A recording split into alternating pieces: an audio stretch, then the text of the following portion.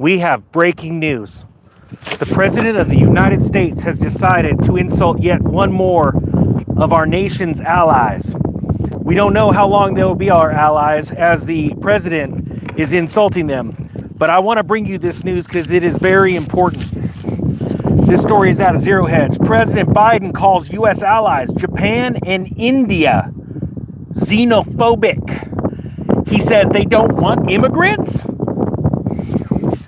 If you're going to vote for Biden, type 1. And as I listen to the crickets, check out this story. President Biden chose a strange moment to lash out at allies and humiliate them. Let me just remind you that Japan is one of the largest holders of our treasuries. India comes in a close, I don't remember. He's busy. His administration is busy trying to build international consensus against Russia. As it continues the war in Ukraine and on sensitive flashpoint issues like the Israeli-Hamas conflict. On Wednesday, Biden called Japan and India xenophobic during an off-camera remarks, which he's really good at a campaign fundraiser in D.C. He included these longtime U.S. allies in the controversial statement alongside Washington rivals and enemies, China and Russia.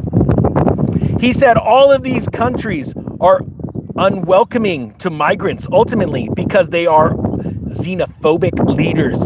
In Japan and India are without doubt blistering with outrage. If you're blistering with outrage, type 3. If you're going to vote for anyone besides Biden, type 4. He says this election is about freedom, America, and democracy.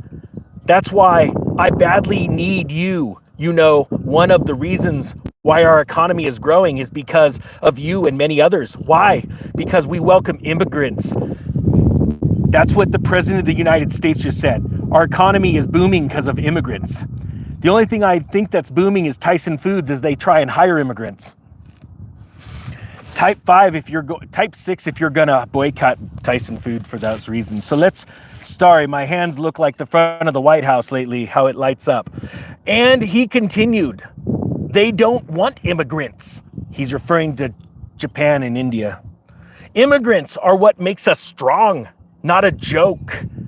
Of course it does, Mr. Biden.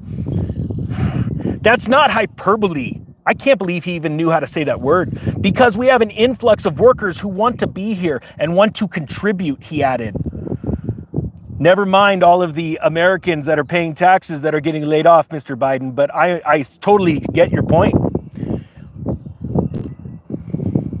The criticism of Japan comes at the very moment Tokyo and Washington are deepening their defense cooperation in regional waters. So of course, this is the perfect time to insult them. Mr. Biden, you are playing 4D chess, sir. I salute you. So with an eye on countering Chinese influence and maritime expansion, yet Biden just lumped Japan and China together in the devastating criticism. I think he's really going somewhere with this. I think he's going to get a lot of votes. But Japan seems to be doing just fine in comparison to the United States on a socio-economic level. Anyone who has traveled to Japan in the last number of years has likely witnessed the phenomenon of streets and cities that are so safe that an 8-year-old child can wander freely and no one give it a second thought. Try doing that in San Francisco, Washington, D.C., Austin, Texas. I can't even keep going on. It's just the LA. The video can't go that long. As for India, one very obvious reason they are not opening the floodgates of immigration is that they have a struggling economy with over 1.4 billion people to look after. That's weird. I thought the president was supposed to look after Americans. Doesn't matter. Recently, President Biden hosted an India Prime Minister Modi and Japanese Prime Minister Fumio, with the latter visiting the Oval Office just last month. Both were treated to state dinners, and of course Biden didn't have the guts to tell these key leaders to their faces that their countries were xenophobic. He waits until he doesn't realize that the cameras are out rolling. Mr. Biden, I have to ask you, because you come up with such amazing policies, I can't even express my thoughts for them. Do you have yourself a sock puppet that talks to you to give you your ideas? because I got to be honest with you. I don't like them. If you don't like the current president's policies, well, do this.